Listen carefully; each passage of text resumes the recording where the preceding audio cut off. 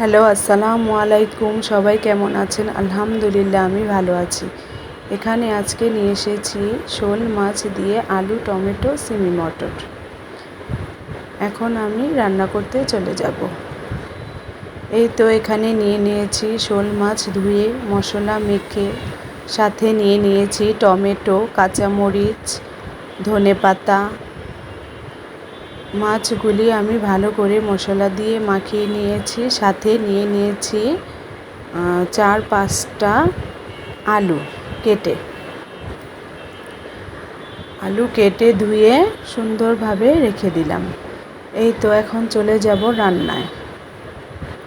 এখানে প্যান বসিয়ে দিয়েছি, এর মধ্যে তেল দিয়ে এখন মাছগুলি একটা একটা করে দিয়ে দেব। মাছগুলি বেশি কড়া করে ভাজা করব না, হালকা ভাজা দিয়ে উঠিয়ে নেব। সব মাছগুলি দিয়ে দিয়েছি। এখন আমি আবারও মাছগুলি উল্টে দেব। মাছগুলি উল্টিয়ে দিলাম। এখানে আমার অন্য চুলায় ভাতও প্রায় হয়ে এসেছে। এখন আমি এখানে নিয়ে নিয়েছি কহি ভাজি করব, ভাপ দিয়ে নিয়েছি। এখন চলে যাই শোল মাছ রান্নায়। ভাজা তেলের মধ্যে মাছের মধ্যে দিয়ে দিলাম পেঁয়াজ কুচি করে। পেঁয়াজগুলি ভালো করে ভেজে এর মধ্যে দিয়ে দিব 1 চামচ আদা রসুন বাটা, সাথে পরিমাণ মতো লবণ, সাথে দিয়ে দিচ্ছি হলুদ, মরিচ, ধনে গুঁড়ো একসাথে মেশানো। এখন আমি এগুলো ভালো করে কষিয়ে নেব। পেঁয়াজের সাথে ভালো করে একটু সাথে দিয়ে দেব পানি দিয়ে এখন ভালো করে একটু কষিয়ে নেই।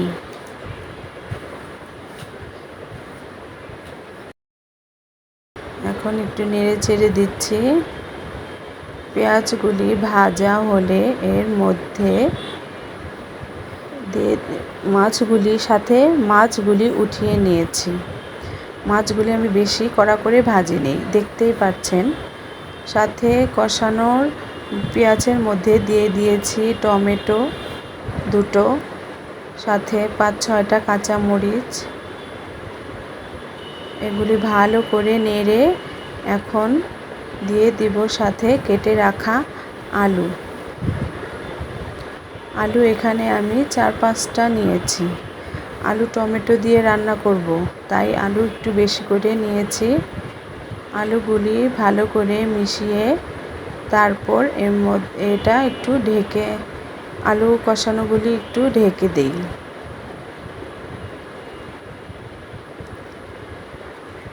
আলু কষানো হতে থাক। এর মধ্যে এই চুলায় আমি ভাজি বসিয়ে দিয়েছি। ডিম দিয়ে করব কহি ভাজি। এই তো কহি ভাজি নাড়া দিয়ে নিয়েছি এখানে ফ্রোজেন করা মটরশুঁটিটি ধুয়ে ভালো করে এখন আলুর সাথে আবারও ভালো করে নেড়ে চেড়ে এখন কষিয়ে নেব। আলুতে আমি এক্সট্রা কোনো পানি দেইনি, যা পানি উঠেছে এর মধ্যে আমি কষিয়ে নিচ্ছি। আবারও এখন একটু নেড়ে দিয়ে দেব ঢাকা।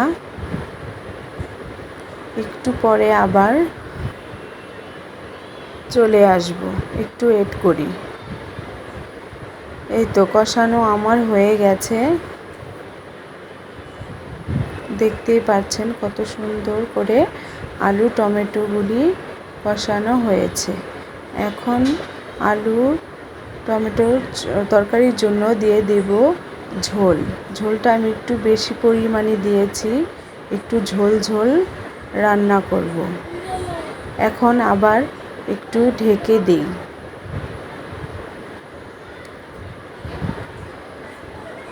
বলক আসা পর্যন্ত ওয়েট করি। এখানে আমি কহি ভাজিগুলো আমার হয়ে গেছে।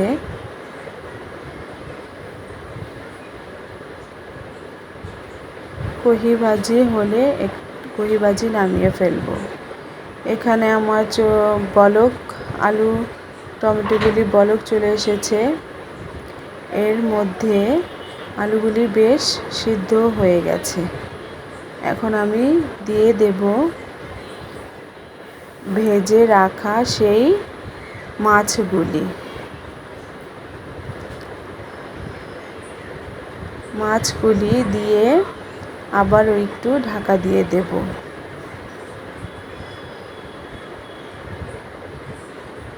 ঢাকা দিয়ে দিলাম।